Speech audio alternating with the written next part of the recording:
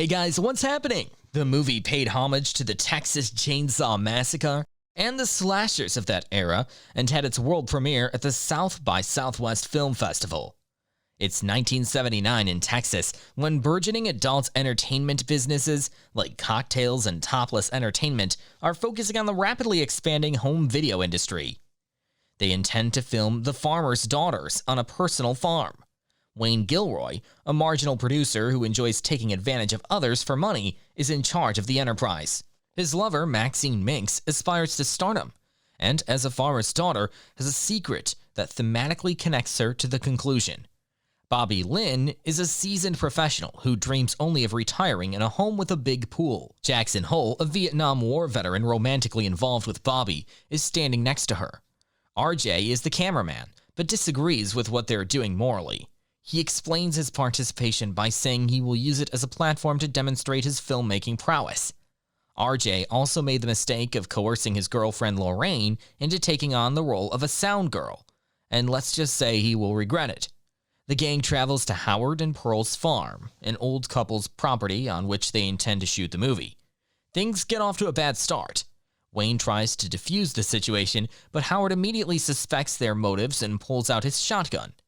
Didn't you see the signs down at the end of the drive? Additionally, he is not pleased that there are more people than he had intended to rent the space to. Nevertheless, Wayne gives him extra money for the inconvenience. The elderly man is not afraid to express his feelings about the entire issue to them. This ought to have served as a warning to the group to potentially leave. However, they continue to prepare to carry out sinful actions on the land. Pearl follows Maxine as she goes swimming by herself in a nearby lake while keeping a distance between them. Maxine had no idea there were alligators in the lake. One starts closing the gap on her as she swims back to the dock. Pearl, in particular, continues to watch without saying a word of caution or warning. Maxine exits from the water just before the alligator pounces, unaware that she was in danger of dying. Maxine is allowed inside the house by Pearl, who offers her a glass of lemonade and starts filming without the temperamental Howard's knowledge. As Pearl bemoans her age and displays hatred and jealousy for Maxine before making a sexual move on her, things change from being cute to downright frightening. With Howard arriving, Pearl tells her it will be their secret before urging her to leave through the side entrance, while Howard is contemptuous of letting them be. Pearl develops a curiosity and obsession with the group. She watches from outside as Maxine and Jackson film the scene and returns to Howard aroused, begging him to sleep with her. He refuses due to his weak heart.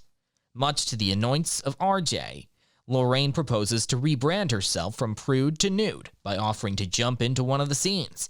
It's here that RJ inadvertently admits that he's ashamed of what they're doing and doesn't want Lorraine to regret it later. But Wayne, the slimy keen on exploiting everyone, convinces him that voicing his concern would drive her further away. They reveal how selfish both of them are. Their intention isn't to help her make an informed decision about virtue and morality. They're only concerned about how her actions affect them, reflected by the fact that they allow it to take place. After filming the scene, RJ takes a shower of shame and attempts to drive away, but the road is blocked by Pearl. When he hops out to help her back inside her home, she makes advances toward him. He rejects her and is repaid with a stab to the neck, followed by a splash fest of animalistic attacks from Pearl.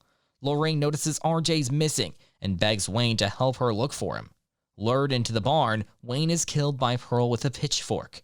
At the same time, Howard invites Lorraine into the home and begs her to help him look for his wife. Please, my wife is not well. It's very dark and I'm worried she could... He tells her to enter the basement and grab a flashlight to help them in their search. She finds it but is locked in, before stumbling onto a corpse strung up in the basement. Howard then goes to the farmhouse and asks Jackson to help him find the pearl. The vet is initially suspicious of the shotgun in Howard's hand, but shrugs it off when the old man explains that alligators are in the swamp surrounding them. An example of how to tell the truth and lies simultaneously. When Jackson finds a submerged car in the waters, hinting that other people have also become lost on the property, he's shot dead by Howard. The reason for this is simple. Howard knows that as a former Marine, Jackson is the most dangerous person in the group that would likely to unearth their dark secret. Lorraine manages to find an axe and break her way out of the basement, only for Howard to break her fingers as she reaches for the lock. At the same time, his dazed wife enters Maxine's bed and advances, much to her horror. Bobby Lynn is awoken by screams and sees Pearl leaving. She follows her to the lake and tries to help her, only for Pearl to call her a whore, before pushing her into the mouth of a hungry alligator below. Maxine crawls out from under the bed as Pearl and Howard get freaky to discover her boyfriend's corpse and that the keys to the van are missing. She frees Lorraine from the basement, who furiously blames her for what has happened. In a panic, Lorraine runs out of the house, only to get a shotgun blast to the face from Howard standing outside with Pearl. In a hilarious twist of irony as Howard and Pearl begin moving the bodies with the plan of making it look like they were intruders on their property, Lorraine suddenly takes her last breath, scaring Howard, who finally has the heart attack and dies. Maxine gets the van keys and attempts to shoot Pearl with a handgun, but discovers it has no bullets. Pearl fires a shot at Maxine and misses, but the shotgun blast's force hilariously breaks her hip. Pearl begs for help and becomes enraged, like Anakin telling Obi-Wan that he hates him. Maxine uses the higher ground and wheels of the van to crush Pearl's head. She drives away from the massacre. The following morning, we're joined by the police we saw at the start of the film, who are understandably very confused about what they've stumbled upon. Finding the video camera, they ponder what horrors it contained. It's here that we realize that Maxine is the daughter of a conservative Christian whose speeches were frequently playing on Pearl and Howard's TV. Not only this, but she's one of the deviants and sex beings he's launching his campaign against. At its core, the film is about Pearl's jealousy of the hedonistic pleasures the group partakes in, which ends up being the cause of her murderous rage.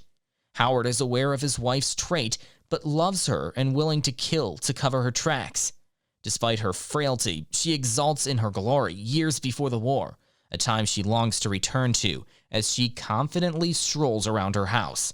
Pearl kills in this way because she hates life itself, not only because she is envious of the sexual deeds she sees, but is unable to indulge in. In addition, it should be noticed that Pearl frequently brings up Maxine's special. I believe Pearl recognizes her face from the sermons that have been playing back. She sees Maxine as a younger version of herself because she's likewise attempting to rekindle her relationship with her childhood. This is further supported by the fact that Pearl and Maxine are both portrayed by Mia Goth. Well, that's all for today, folks. If there's anything else you want me to cover it soon, please leave your suggestions in the comments below. Subscribe for more videos like this, turn on the notifications, and leave a like to help the channel out. Thank you for watching.